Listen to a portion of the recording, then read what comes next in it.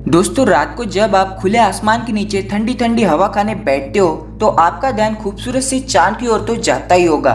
चांद को देखने पर आपके मन में कई सारे सवाल आते होंगे, लेकिन क्या आपने कभी ये चीज नोटिस की है कि जब भी आप चांद को देखते हो तो आपको हमेशा चांद एक ही जैसा दिखता है जब वो पूरा होता है, ठीक इस तरह जैसा अभी आप देख रहे हो।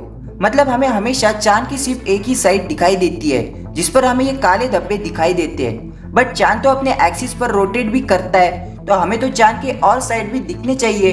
फिर हमें चांद के और हिस्से क्यों नहीं दिखते? दोस्तों, इसके पीछे का कारण ये है कि चांद अपने एक्सिस पर जिस स्पीड से स्पिन कर रहा है उसी स्पीड से वो पृथ्वी का चक्कर भी लगा रहा है, और इस रोटेशन को सिंक्रोनस रोटेशन या टाइडल लॉक भी कहते हैं। अब जैसा आप अपनी स्क्रीन पर देख रहे हैं कि चांद भी घूम रहा है और पृथ्वी भी घूम रही है, लेकिन चांद सिंक्रोनस रोटेशन कर रहा है, इसलिए पृथ्वी की तरफ चांद का एक ही भाग रह रहा है। साल 1959 में सोवियत स्पेसक्राफ्ट लूनार 3 ने पहली बार चांद की दूसरे साइड की फोटो को भेजा, जो अभी आप अपनी स्क्रीन पर देख रहे हैं। लेकिन अगर आपने ध्यान दिया हो तो चांद के जिस साइड को आप देखते हो उस पर काले धब्बे दिखते हैं। ये कहां से आए और कैसे आए? चांद के जिस भाग को हम देखते हैं उसमें से 31% भाग तो ये काले धब्बे ही होते हैं, और इन धब्बों को लूनार मारिया कहते हैं। लेकिन ये बने कैसे और धरती से देखने पर ये हमें काले धब्बे क्यों दिखते? चलिए इसे समझ लेते हैं। तो आज से करीब 4.1 अरब साल पहले उस समय सौर मंडल के टेरेस्ट्रियल प्लैनेट्स जैसे मर्क्यूरी, वीनस, अर्थ और मार्स पर एस्ट्रॉइड्स और कॉमेट्स की बारिश हो रही थी, और इस एस्ट्रॉइड्स की बारिश को लेट हेवी बम्बार्डमेंट कहते हैं। ऐसा माना जाता है कि इस लेट हेवी बम्बार्डमेंट की वजह से ही पृथ्वी पर पानी आया।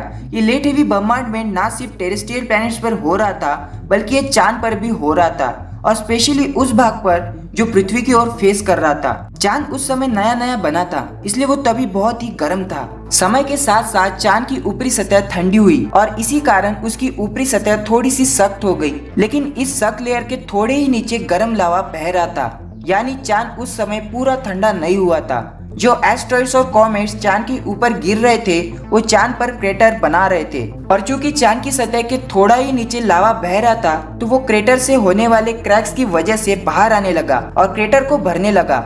लेट हेवी बम्बार्डमेंट से चांद पर जो क्रेटर्स बने थे वो अभी लावा से भर गए थे, और समय के साथ साथ ये लावा ठंडी होती गई। लावा में आयरन की मात्रा ज्यादा होने के कारण इस सूरज की रोशनी को कम रिफ्लेक्ट करती है। आप लोग ये बात तो जानते ही होंगे कि चांद सूरज की रोशनी को रिफ्लेक्ट करता है। मतलब रात को जो हमें चांद चमकता हुआ दिखता है ये सूर्य की वजह से चमकता है। चांद पर जहाँ हाईलैंड है वहाँ से सूर्य की रोशनी ज्यादा रिफ्लेक्ट होती है, और चांद का वो हिस्सा जहाँ लूनार मैरिया है वहाँ आयरन की मात्रा ज्यादा होने के कारण सूर्य की रोशनी वहाँ से कम रिफ्लेक्ट होती है।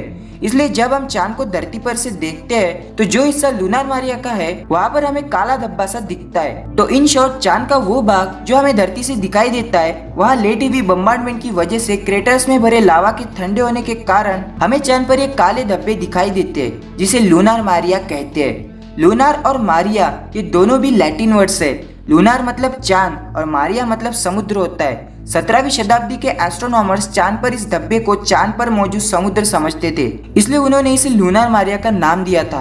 तो उम्मीद है दोस्तों आप लोगों को ये वीडियो समझ आ गई होगी। अगर आप इस वीडियो से कुछ सीख पाए हो तो इसे लाइक और शेयर कर दीजिए, और नॉलेज से भरी और ऐसी वीडियोस देखने के लिए नॉलेज जरा हट के इस चैनल को सब्सक्राइब कर दीजिए। तो मिलते हैं नेक्स्ट वीडियो में और एक इंटरेस्टिंग वीडियो के साथ। तब तक के लिए बाय, जय हिंद।